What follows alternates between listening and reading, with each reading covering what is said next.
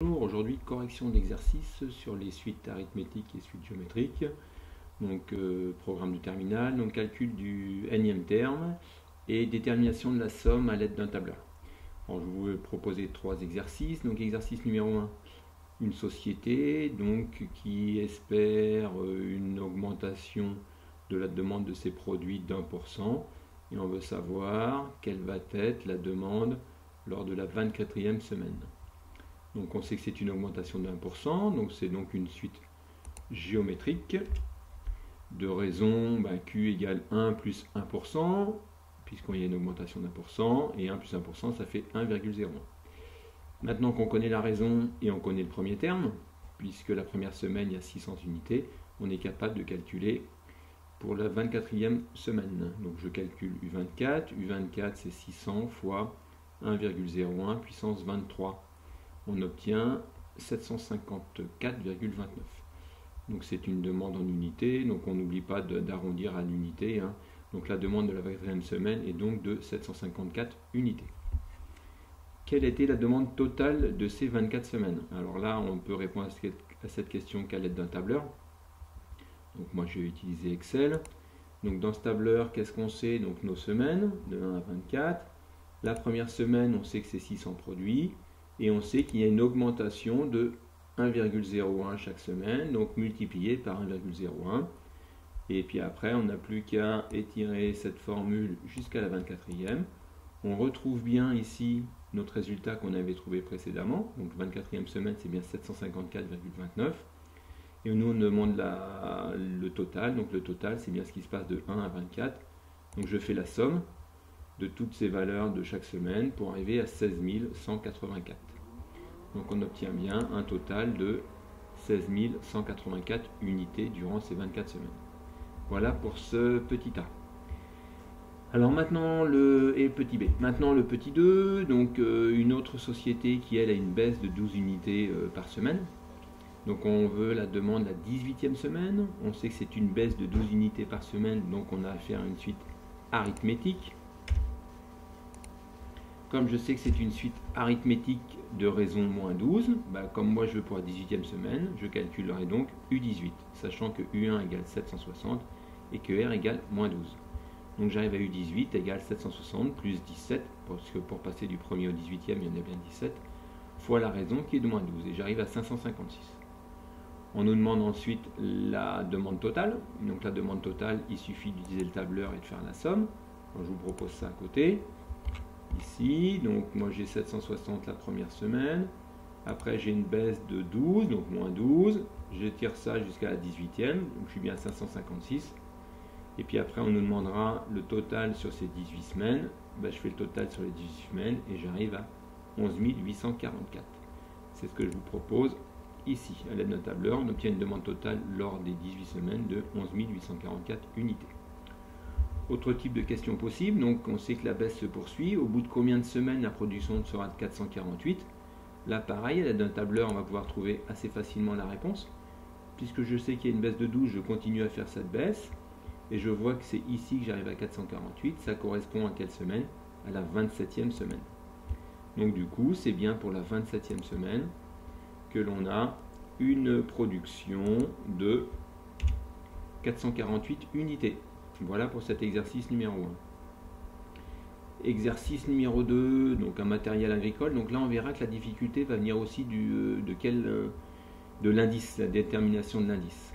Donc on sait qu'un matériel agricole coûte 50 000 € en 2015. Il se déprécie donc de 20% par an, donc baisse de sa valeur de 20% tous les ans. Et moi, je vous demande de déterminer la valeur de ce matériel en 2020. Première chose, donc il faut savoir si on a affaire à une suite arithmétique ou géométrique. Donc c'est une baisse de 20% par an, donc dans ce cas-là on sait que c'est une suite géométrique.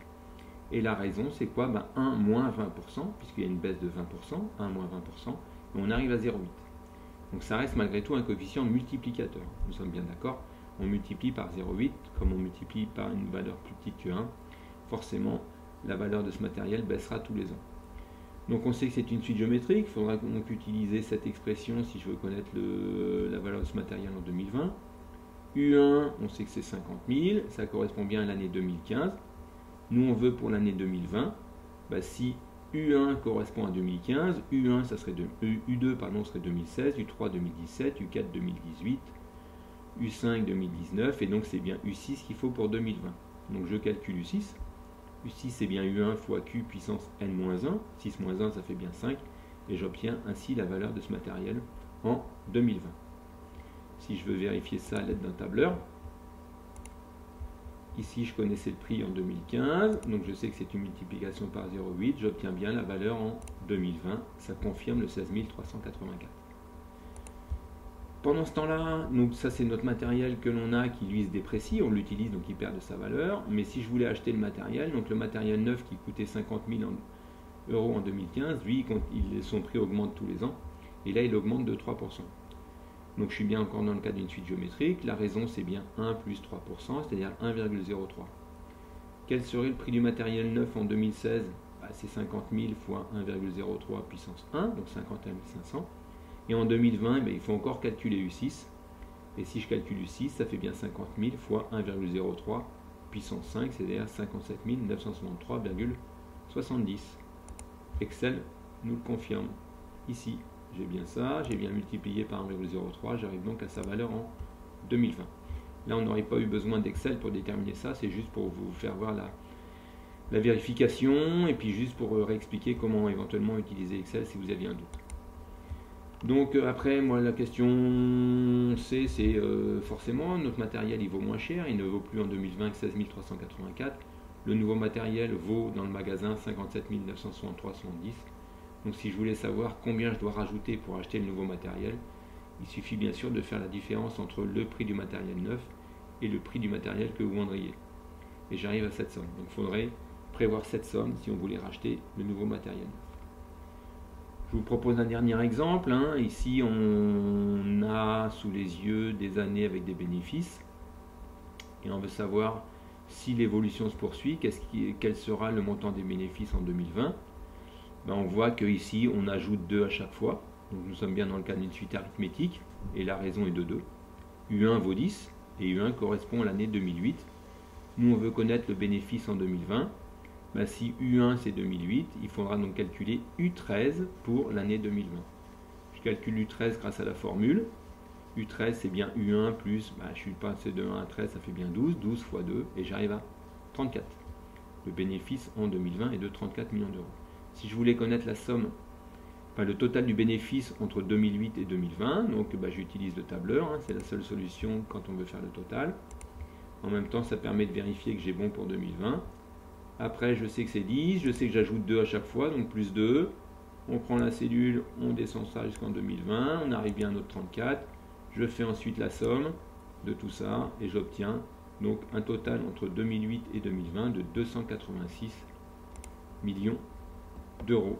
Voilà pour la correction de ces 3 exercices sur les suites géométriques et arithmétiques.